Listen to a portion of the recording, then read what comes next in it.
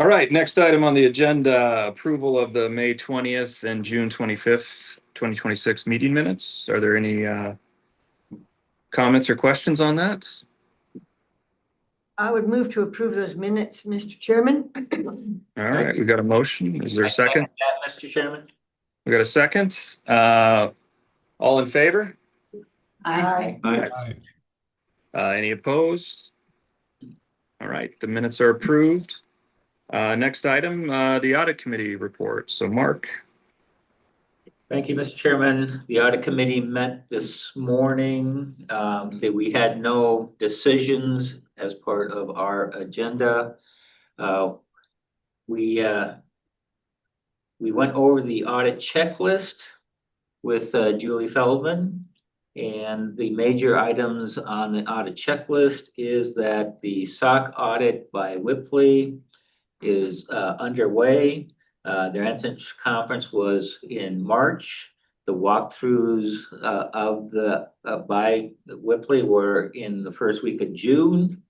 And then testing occurred on the week of July 20th. We won't expect a report from the SOC auditors until our October meeting. Any findings. And Julie also informed us that the current contract runs from April 13th of 2026 through May 31st of 2027. It's a 1-year contract, but can be renewed every year up to the 2031-2032 period. So we can renew it, or we can go back out if we so choose. But that's our opportunity. She also informed us that Legislative Audit Division will be starting their work on the fiscal year 26 financial statement audits. Now, if you recall, the fiscal year 25 financial statements were presented to the Legislative Audit Committee on April 9th. There was one item of note in there relative to our control item, right? On those statements? Yes, And that was it? that was it. Okay. No findings or anything like that, but it was presented to the audit committee on April 9th of 2026. In addition, we were part of the Federal Single Audit Act review because of our the amount of money we received from the federal government, and the auditors did not find anything of concern with our Montana Down Payment Assistance Loan program. So we're clear there. That Federal Single Audit Act for fiscal year 24 and 25 is still ongoing for other agencies. So, but our section is done, and with no audit findings for the Board of Investments. In addition, the staff have reviewed all investment policy statements, and any recommended changes were presented to the board, the full board, during the fiscal year 2026. The staff has also reviewed all internal control procedures. And they also reviewed third-party SOC audits. Julie reported to us there was approximately 10 SOC audits that were reviewed by third-party service providers. In addition, the board staff have sent out, during March of 2026, they sent out STIP and TFIP confirmation letters to both state agency and local governments and TFIP participants. These confirmation letters relate to who is authorized to utilize the STIP or TFIP, how they want the earnings to be submitted to them, and other items, but it isn't a confirmation of balances. It's who is authorized to use those accounts. They also reviewed the custodial banks ratings with at least two nationally recognized statistical rating organizations. So that was completed. And then Julie gave us an update on a couple of GASB changes. One is Statement 103 on the financial reporting model, has to do with account headings and primarily management and discussion analysis discussions and how they are to be presented, which the board will implement. And then also Statement 104, which has to do with reporting of certain capital assets that has very little effect on the Board of Investments at this time.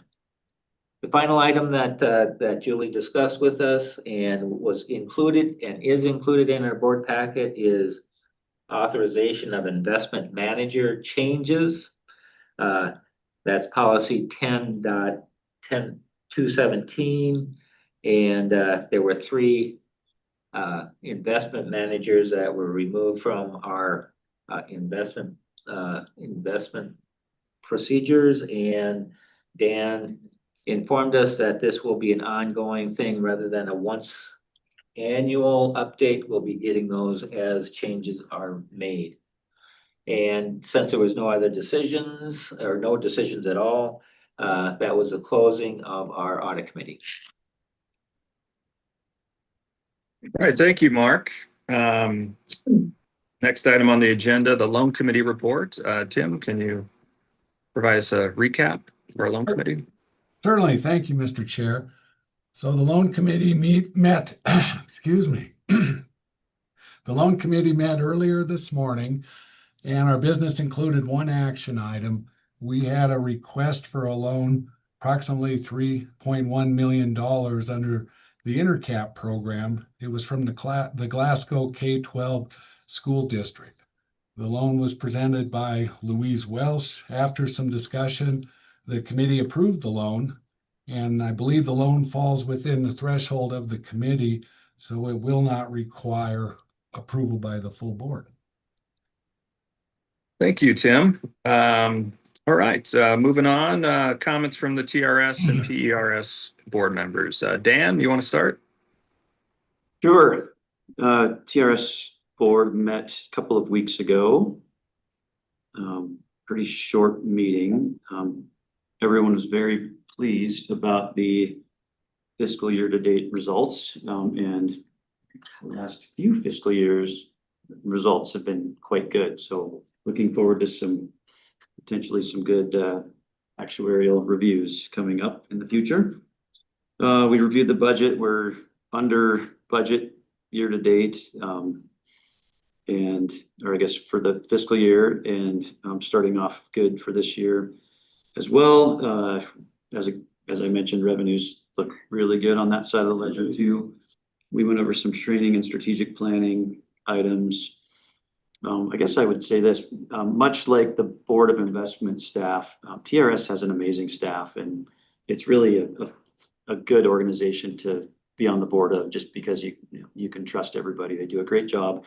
We do the strategic planning. We do a deep dive every other August. This was a shorter one, but we put all of the items that we'd like to see addressed, and they just get checked off, kind of like here with Dan. So it's pretty cool to see that, and I'm happy to be a part of it.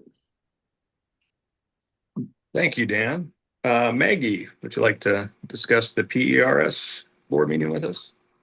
Sure. We met on August 6th. I was a little more of a cheerleader than Daniel Trust. I was cheering our great returns for my board. So, but during that meeting, we had two entities join the Deferred Compensation 457 plan. We had the County Water District of Billings Heights. We had Flathead Municipal Airport Authority. And we had an audit meeting the day before. So we had an audit presentation that day. And we now have 3 auditors on board, and I'll tell you what, they're finding lots of things that will help funding for the plan. We had one agency, I'm not going to mention them by name, but we actually had to vote to notify them that if they didn't pay up by August 31st, that we would terminate their contract with us, which has never been done. They paid up with interest. They had told us that they had the money sitting aside in a fund. So anyhow, it's taken care of, but Why please, wasn't it paid on time? Did they have a reason? well, we can talk about that. Okay. So we had one entity that had no findings and all the rest had findings, whether that be, was reported wrong. But anyhow, most of these, impacted, a lot of them impacted, funding, so we're out there, our staff is just as amazing as the TRS staff, maybe more amazing, I'm not sure, just kidding. Just kidding. Anyhow, so they're doing a great job, those auditors. We had, an agency overview by Director Hollahan, and Executive Director Hollahan, and Deputy Director Ressler. And we have a new member on the board. His name is Nick Stamper. He's from Billings. He's a fireman. So I think he's gonna be a great asset. He's got an MBA and some good background to bring to the board. So he also, MBA with, and firefighter. well, a lot of those firefighters do go to school while they're firefighters. The last one we had on the board did the same thing, so. Anyhow, we have fiduciary training. I think that, do we do that for this board? Not to Yes, go around it's part of the it. work plan. We have. They'll, they do a really good job on the fiduciary training, so we did that for our new member as well. We had a budget review for 2026, and we're reverting 4 point, I think it's almost 4.8 million to the trust, so that'll help the funding. Let's see, what else? That's pretty much it. We had a litigation update, which you always have those every meeting, so. Anyhow, it's, yes, Can I ask? absolutely. So, the two deferred, Comp, say in the defined, contributions programs, have those been fully converted now? yeah. Yes, Okay, Oh, I knew so that. everything is done there and everything is running smoothly? yes. Okay. Just thought I'd ask. Oh, good question, it's a good question. So, yeah, I was trying to see if there was anything else to report. All right, thanks, Maggie. Mhm. Any other questions for Maggie? Okay, if not, let's move on to comments from the board legislative liaisons. I see Representative Brewster is on Zoom. Is there anything you'd like to share with the board? Oh, hold on. And stuff. There you Okay, go. sure, I thought your discussion on the rules you operate by were pretty interesting. I just thought sometime you might want to review the legislative rules because legislatures make their own rules. And but it wouldn't hurt to look at some of that and see how they handle public hearings and might be helpful to you. So I guess that'd be my comment. Well, thank you. I think that's a good recommendation. All right, moving on to tab 2, Executive Director reports. Dan? Okay. Mr. Chairman, we do have 2 new hires to let you know about. Emily Barnett, who was one of our interns up until last Friday, is now a part-time investment accountant. The intern program works great. Emily joins us now as she continues her education at Carroll College. She'll be part-timing with us until she graduates, and then we can reevaluate, but she's a full employee of the board as of Monday. I think you met her at the May meeting when we introduced the interns. And then a second one, we do have Scott Sorensen, who will be joining us as an investment accountant from, hold on, I have to check this real quick. Opportunity Bank, where he's a senior accountant level 2, so he'll be joining us September 8th. So we'll be staffing up in accounting. You have the monthly snapshot. John has provided you the proxy voting memorandum as we do every year according to the work plan. Budget status prior fiscal year. I sent this to you after the books closed in July, on July 22nd. From a budget perspective, we adopted you last year after you got the authority to set the budget and we got the authority to perform some more tasks in-house. You adopted a budget that was 18% less than what the legislature authorized. So is this the legislative authorized amount or the board approved amount So from this report? in the tab, in the report, this is the board approved. Okay, Where we came in for the fiscal year, we were 9% below the board approved budget for actual expenditures and 26% below the legislatively authorized budget for last fiscal year. Are there any other state departments that do that? No. Just wanted to make a point there. So, and as all of you know, that just means better yield for our participants, lower fees, better earnings. So, great work on behalf of the staff, particularly our COO Peg, for keeping everything under wraps and helping me say no to all of John's requests. Which are multiple, I'm sure. Oh, tons. Candy, donuts, chocolate, things of that nature. Budget proposal, I guess three things before I get there. I have some legislative committees I'll be presenting at. The State Administration and Veterans Affairs Committee is September 2nd. They're doing their reviews. We have no legislation to propose at this time, but our timelines don't necessarily line up with their timelines, so we'll talk about that a little later in the year, but staff won't be recommending any legislative changes for us. And then I have to do the fiscal year end report, which always better to do it in years like last year as opposed to years like 2020. Legislative Audit Committee is September 19th. We're up not for our internal Blue Book audit, but for the single audit. Again, this was on the down payment assistance program where there were no findings or recommendations. I'll probably just zoom into it, why we're not the show on that particular audit. It's all the federal funds. It's more of an HHS audit, frankly. And then the School Funding Interim Commission has wrapped up their work. One thing that may impact us is they asked for some assistance on how to help school districts facilitate construction. But they wanted to spend no new money to do it. So, aligning that square peg with that round hole was a little interesting. What we came up with was 26 other states have a form of a guarantee program.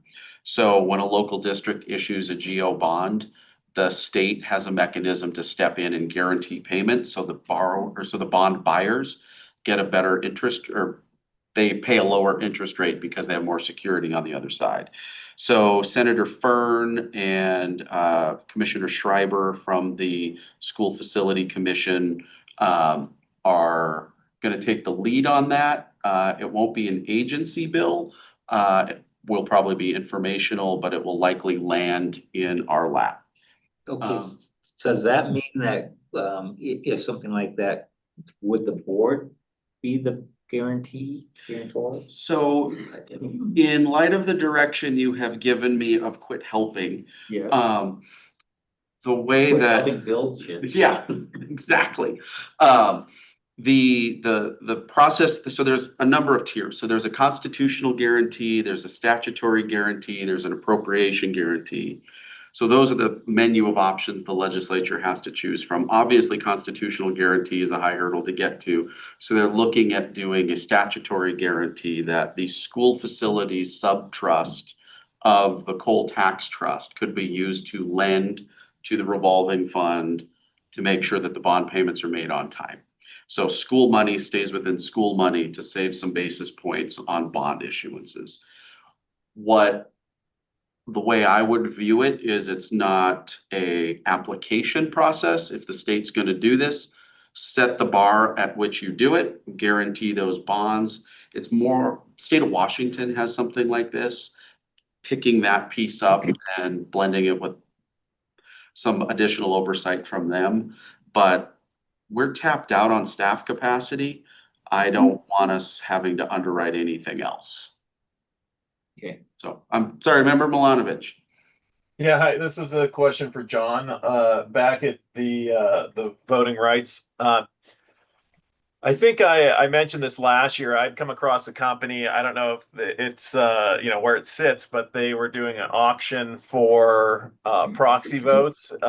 So of course that's more popular amongst small cap, etc. But the voting rights, the proxies have value, and it might be worth, I mean, instead of paying ISS money going out, maybe we could get money coming in by assigning proxy rights to the auction. I think I sent you, I don't know if I ever gave it to you, and I can't remember the name of the company that started that or where they sit now, but I was curious if you'd ever looked at that, or if there's a reason other than we have a fiduciary obligation to do something with the proxies, and we don't have that capability, as you note in your letter or in your memo. If that's the case, and it is such a small thing, then might a auction, might a service like that be useful to us, or is there some other fiduciary reason that we would have ISS? If we can't make the determination ourselves, is there value? And if that's the case, wouldn't it be a similar decision just to say, okay, we're just going to maximize value of them by selling them in an auction market? So that process already exists for us, John, via State Street. That's right. Sorry. That happened with our SEC lending. So if somebody wants to borrow those shares and vote them, effectively paying us for that, that process already exists, already happens through our SEC lending process. Awesome. Yeah, I forgot. That's what we discussed. Thank you very much. Yep. Yeah, back to the school district guarantee. That's a really positive development with the state. They do have those, in most other states across the country, and it does make a significant impact, on their borrowing costs. So that's exciting to hear about. Hopefully that can go through and get resolved without a lot of additional work for us. As John Ramasco says, the best work is the work you don't have to do. No, I'm kidding. Last item I've got for the board, unless you have any other questions, is the proposed budget for the next 2 fiscal years. We are in the executive planning process for the 2027 legislative session. The budget I have before you represents about a 5% growth, 3% of which is ours, 2% of which is other agencies. So these are the legally required that you see in the motion. So the ITSD budget request from the executive is about 20% higher. We don't control those costs. You can see the legislative audit, fiscal year 27, 40,000. We're projecting 126,697 for fiscal 28. That is a biennial number, so that could be split between fiscal 27, fiscal 28, and fiscal 29. But again, that's not a number we control. So from an operational standpoint, I'm requesting 3% budget increase for the operations of the board itself, personal services and ops. And then the remainder is those pass-through costs that we see from Department of Administration, ITSD, et cetera. Happy to answer any questions. Where does the rent, I saw that, talk to me about structurally, are we paying ourselves with that, or is that another entity paying for the use of our, just walk me through that line item, if you would.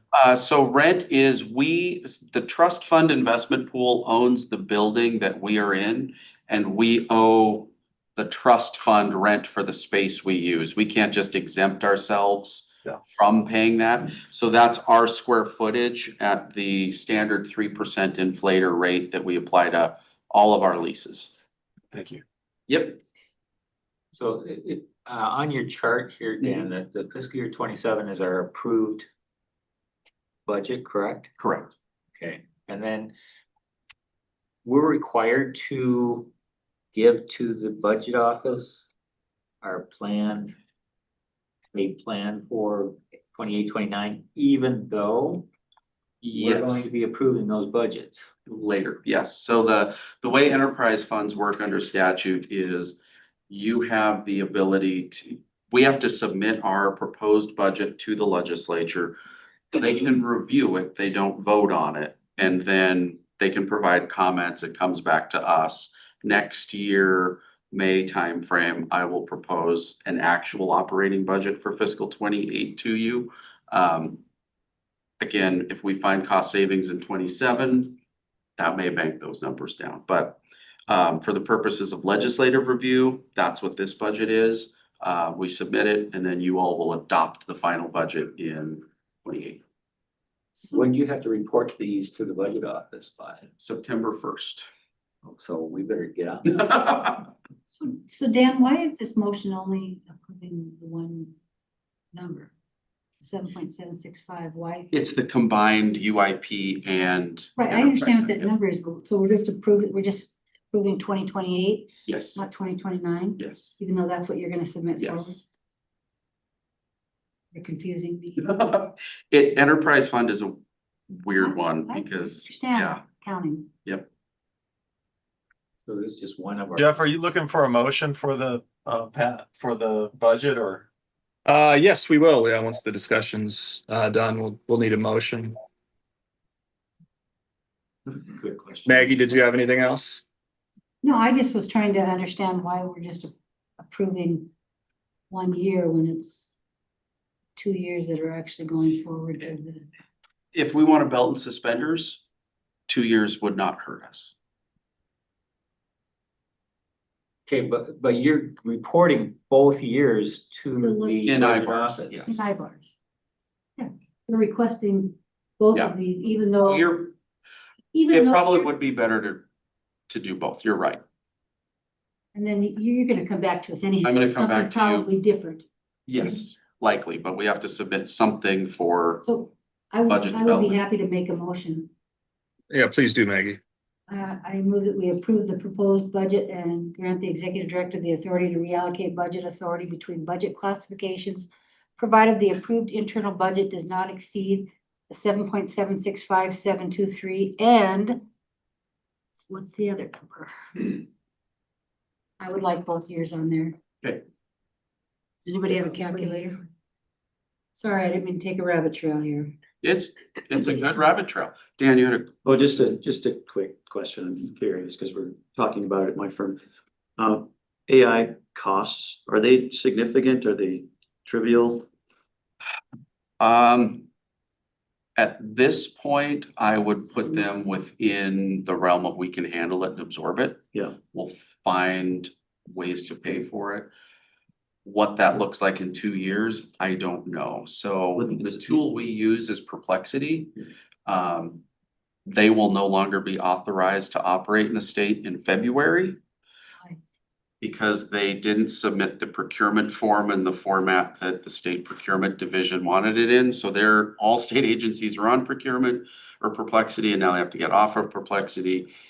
We've built investment tools in there, so we'll be pursuing an ITPR or some form of exemption to keep that tool working. We've got a good governance structure over the top of it. I did use some funds at the end of last fiscal year to go buy credits in advance, which was probably the best money we've ever spent because credits are not going to go down in cost. The thing I like about the AI tools that are out there right now, if you buy a Microsoft suite, whether or not you need Excel or PowerPoint or OneNote or Notebook or any of the tools, you're paying that flat fee for that computer to have it. What I like about the tokenization of the AI is if someone needs 500 credits, I only have to pay for the 500 credits. If someone's building something that's 25,000 credits, we can budget and allot that to them. So over time, I think it brings some of our compute costs down after we make that initial investment of what's our actual outflows. The standard in the state is about 500 credits everybody gets. That's enough to run some Google searches on a Yeah. fancy machine. It's not enough to do much with. We're running programs, some of the systems we've built are run about 25,000 tokens to build. To give you an example, and I think Maggie was around for this, we tried to have the state build us a loan servicing system. They charged $392,000 and we never even got a beta version. Court and Emily were able to build a deployed service-ready loan servicing tool with the AI that's already on a server racked on for 50 to 75,000 tokens, so $500 to $750. So it's a game changer in productivity, but it's how we scale to it that's gonna matter. Well, it's so, I don't know Perplexity specifically, but they're also heavily subsidized. I mean, these companies are losing Right. At least $50 per user per month. Yeah. Probably a lot more than that when you're thinking about the types of things that you're doing. At some point, they're gonna have to become profitable, so the costs are gonna go way up probably. And it's an operational concern, right? So if the one we're using today is bought by somebody tomorrow, can we pull our work off, deploy it onto a server and still be able to use it? The file structure, we can, and that's part of Peg's focus for the next few months is we've built a lot of really cool tools. We've created a lot of efficiencies, but it's getting them onto servers that we can use in the event that, okay, Perplexity gets bought by somebody, or they go defunct. They just don't operate anymore and we have a .com bust. So that's part of our governance process of how do we do this? Make the value with the tools, but then also in the event something happens, be able to use it later. Yeah, and we own the tools that we built. Yes, they're all our intellectual property. So just to pause, I have a conflict at 11, so I'm gonna pass the gavel to Mark at this point to carry us through this motion. So I'll be back hopefully around lunch. Okay, so I'm gonna rephrase this motion.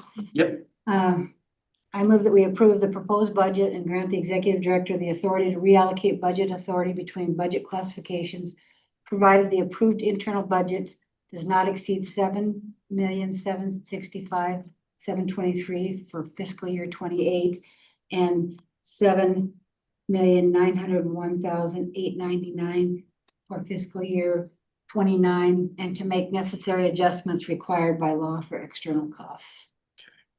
We have that down. Motion, do we have a second? Second. We have a motion and a second. All those in favor say aye. Mr. Chairman, we do have to do public comment since it is a Okay. decision. of- Is there any comment or any input on the motion? We have one hand, Mr. Chairman. Hi, thank you, Laura Kirschman, from Laurel, Montana again. Can you hear me? Just make sure. Yes. Thank you. I have been learning a lot over the last few months just about the Board of Investments and all the work you do. And looking at the budget, I just see that there's a lot that you guys oversee across Montana, all the different counties and cities, including Laurel. And I just wanted to comment that I really would like to encourage a better working relationship with our city, including our mayor and city council. One thing that was talked about in a committee meeting last week was that the city mayor has requested a meeting with the executive director, and that was shot down. So I just would like to see a better working relationship. Thank you. Okay, thank you for the comment. No other hands, Mr. Chairman. Okay, so back to our motion. Now I can ask for a vote. Yes. Okay, all those in favor say aye. Aye. Any opposed?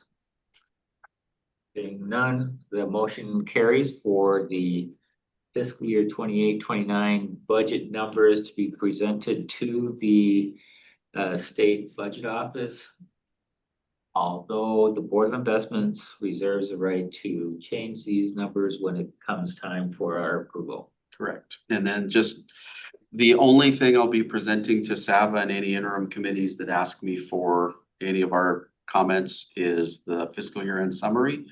That's, I like to have one, that's the 7/22. So that's, will be out there and everyone, that's what we'll be focusing on for the next few months. So, thank you, Mr. Chairman. Okay. So with that, can we take about a 5-10 minute break? Sure. I'd second that motion. Okay, Thank you. Right, so 10 after? 10 after. Okay.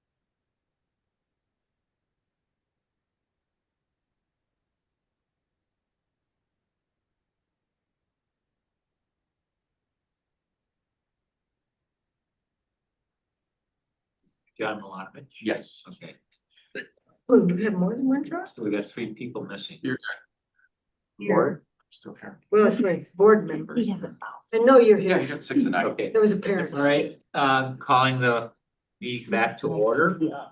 And I'm going to turn it over for our commercial loan program update with Mr. Doug Hill. Doug? Thank you, Mr. Chairman.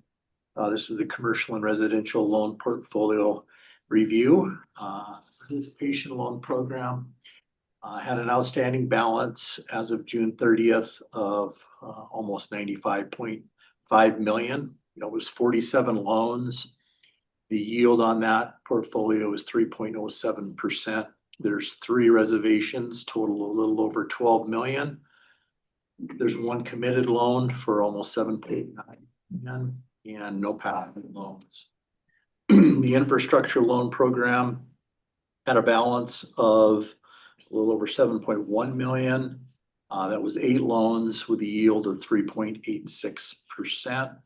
And we do have 1 committed loan of a little over $3.6 million. The intermediary lending program has a balance of a little over 5.2 million. 41 loans, the yield is always 2% on that program. The Montana Facility Finance Authority has a balance of a little over 13.7 million. That's 19 loans. The yield is 3.98. The residential loan portfolio has a balance of a little over 740,000. That's 24 loans with the yield at 6.09%. There is still 1 loan over 90 days past due. It's a very small amount. It does have an FHA guarantee. That loan, I was just told, is going to be paid off by a program that allows the borrower to restructure the payments. So that'll probably be coming off the next report. The Montana Down Payment Assistance Program has a balance of a little over 74 million. It's 129 loans. Those loans do go under repayment in January of 2027. So that'll be a busy time for the accounting department getting those payments processed in January and kind of leading up to it too with the lenders, just to get them informed as far as what reports they have to complete so that they're ready when loan payments start. So Doug, are we going to be receiving the repayment from the lenders or from the participant? The lenders. Okay. So you don't have to go so far if you have to reach out. Right. Okay. Right. The lenders have to complete a report. We review it. If everything's good, then we ACH the payment from the lender's account. Okay. So it's all through the lenders. Okay. And then the residential owned cooperative program has a balance of almost 1.9 million. That's 1 loan. The yield is 4.12%. You did approve another mock loan at special loan committee meeting for Twin Willows. That is closed. So the next report will reflect that loan being in the portfolio. So To that one for 1.2. okay. That's rough. Yeah. Anything else? Any questions for Doug? Yeah. Residential loan.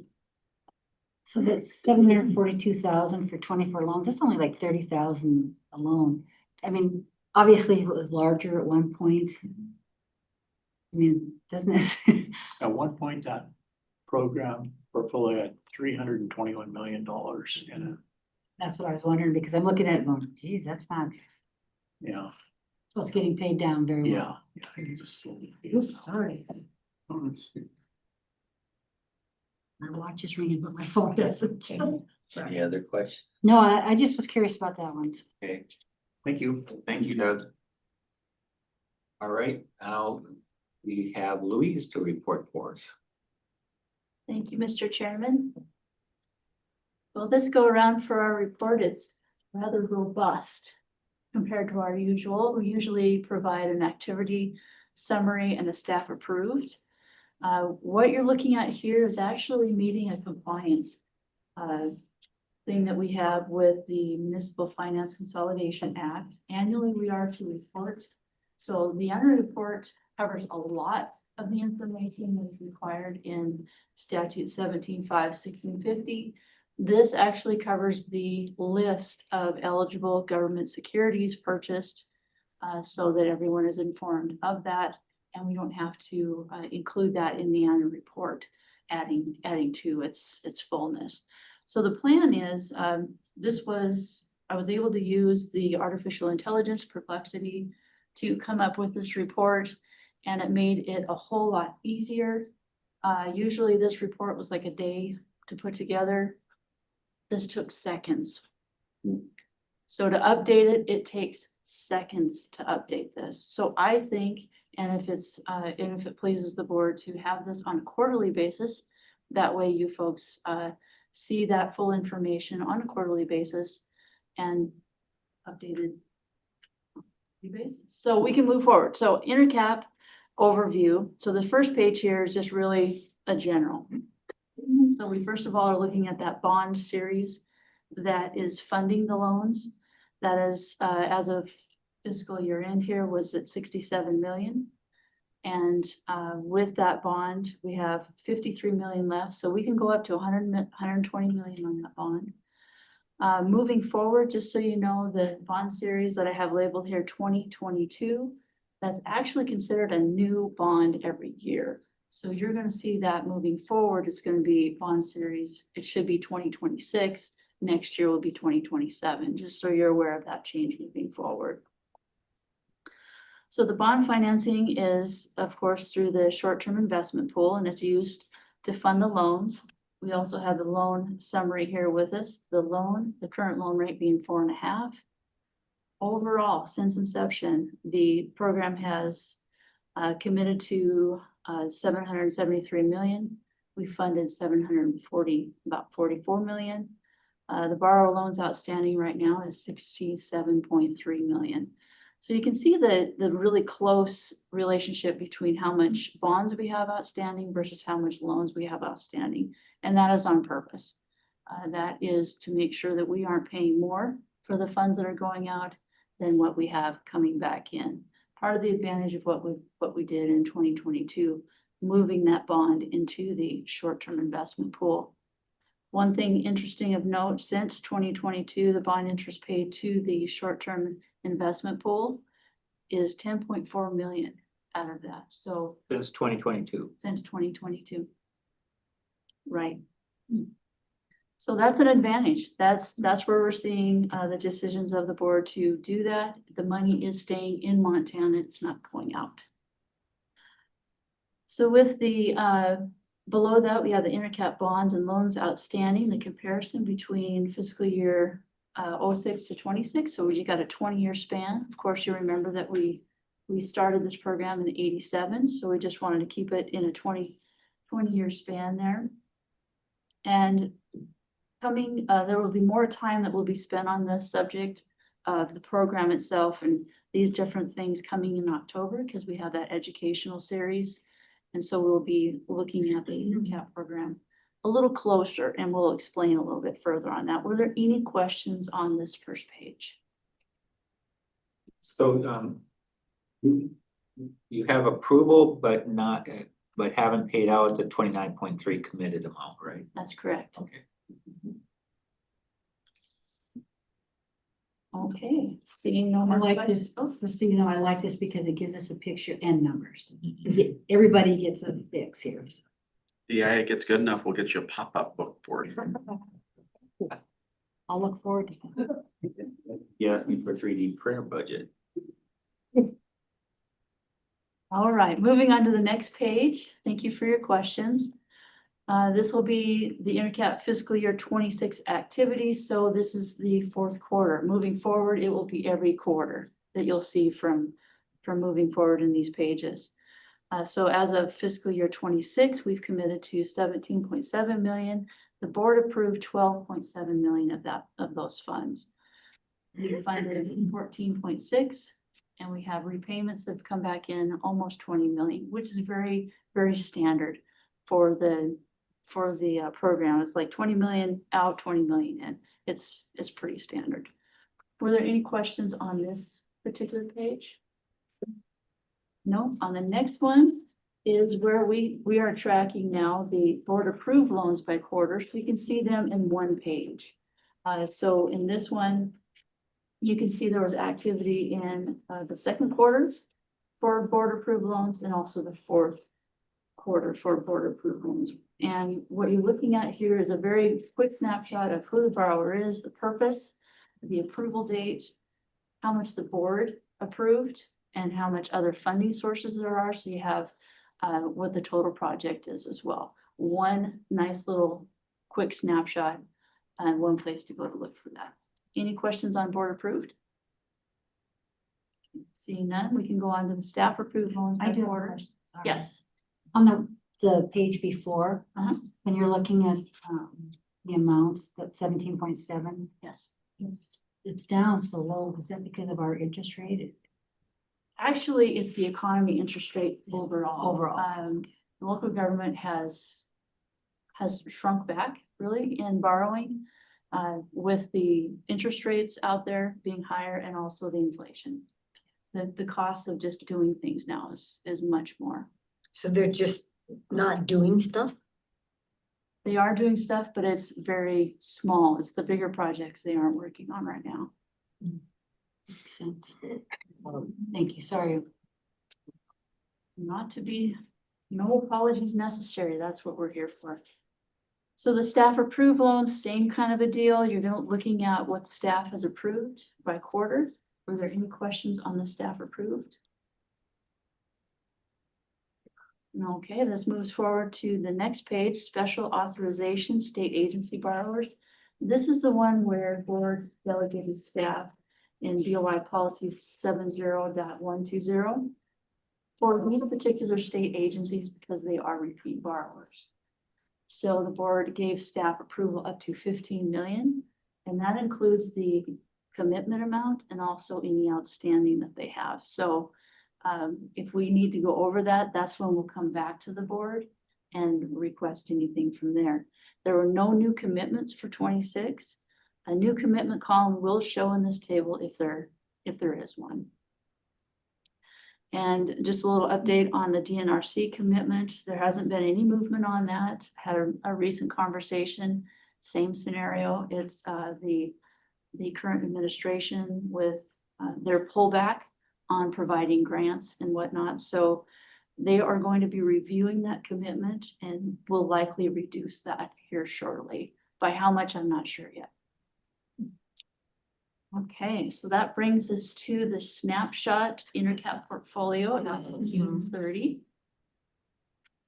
This one gives us the information of the active commitments, the active outstanding that's happening right now. So this is about 147 million in play in various stages from commitment, actively drawing, fully funded, and in the repayment status. These here we have 236 activity or active commitments over 39 counties. So we are broad across the state. We have a little bit there to draw down. The outstanding, we have 127 borrowers. The debt service schedules that we are working with is 229, which has become also streamlined since we are now requiring auto pay. We only have 6 borrowers left that have that are paying by check still, and happy to announce as of today's date, our August 15th payments, everything is in 100%. 100%. We're all doing great. But you still have a few that are to write checks. We have a few holdouts, yes, and there's a couple that I hold their hand and send reminders, so we don't fall behind. Are these smaller entities? Yes. Old habits die hard, probably. Yes, they do. And some of them, they're maturing too. So we'll have them as they're mature, they'll fall off. I have 2 loans that are mature now. All right, all good questions. The next one is a beautiful map for loan concentration. And look at Lewis and Clark, holy smokes, it's pretty dark, right? Well, keep in mind that the state agency borrowing is in that number. So you're looking at DNRC's large commitments, and also Fish, Wildlife and Parks is in there too. Any questions on the map? It is beautiful. Why, thank you. The only thing that make it more beautiful is you put the rivers in there. Well, I'll see what my No. complexity might. You're spending. You're just lighting tokens on fire. I mean, come on. Yeah, little flames where, yeah. Okay. Does part of that DNRC project include firefighting? Or firefighting equipment probably, or? Actually, this is for their, they administrate the state revolving funds. So DEQ has the state revolving fund, but DNRC administers it.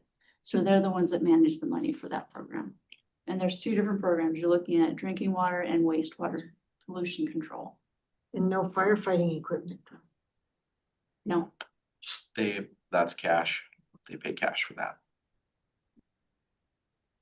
Well, it's kind of a, no pun intended, but a hot subject right now. Yeah. I'm downwind from Beaverhead County, so. ouch. Yeah. Okay, so that brings us to the next 22 pages, or how many pages is that? From pages 10 to 22, that's the loan detail by county. Was there any questions on this at all? I'm opening it up for any questions. So how many counties do you currently have? 39. 39. 39. 39 counties, okay. And that's various, it's not just county debt, this is everybody in that county, so it could be a fire district, school district. What's wrong with Silverbowl? Silverbolt, they used to come to us, and apparently they don't need us anymore. They don't need too much money. Well, I like that summary of all of the counties. too. Because you see this stuff coming through on one at a time, but, you know, seeing what total they have, each county has, it's good to have once a year. And this is just fiscal 26. Yes. Fiscal year 26. Right. We should let the Laurel individuals know that we are looking out for Laurel. This candy is delicious. Yes. And to Member Youngkin's comment, this will be, I will provide this on a quarterly basis too. Oh, okay, yeah. So were there any other questions? Good. I know you've commented in the past that you really like the details, so. But I do apologize, it's rather long, 23 pages long. Okay. But that way we can, Interesting, we yeah. can go look to specifics if we want, so. Sure. I did not get into the nitty-gritty, dirty details of Custer County, but I was interested in Madison and Gallatin and Jefferson. So, Absolutely. You gotta look out for the home team, right? All right, well, how about we just go ahead and jump to the very end of it. This is our Montana Housing Infrastructure Bond Program. This reports the existing bond that BOI participated in, 50% of. The asset is current on payment. The project is a success, and they are renting those facilities out. There were no comments to report. So if there's any questions on that. All right, seeing none, that is all we have for the NCAP program. And we'll see you in October for the big overview. Thank you very much, Louise. Nice report. yes. Okay, going back to the agenda. He was going to be until noon at least, he said. Okay, does any? Okay, here we go. Now we break for lunch. Yes. We go. All right, back at Because one. the others, yeah, the others items are more lengthy in discussion, so we should probably just have lunch and take Okay, care of Come that. back early. Come back at one. Okay, that's a long time. 12:45, 12:30. Yeah, Okay. is that okay? Yeah. Okay. All We're right, not gonna- we're going to break for lunch and report back at 12:30. Okay.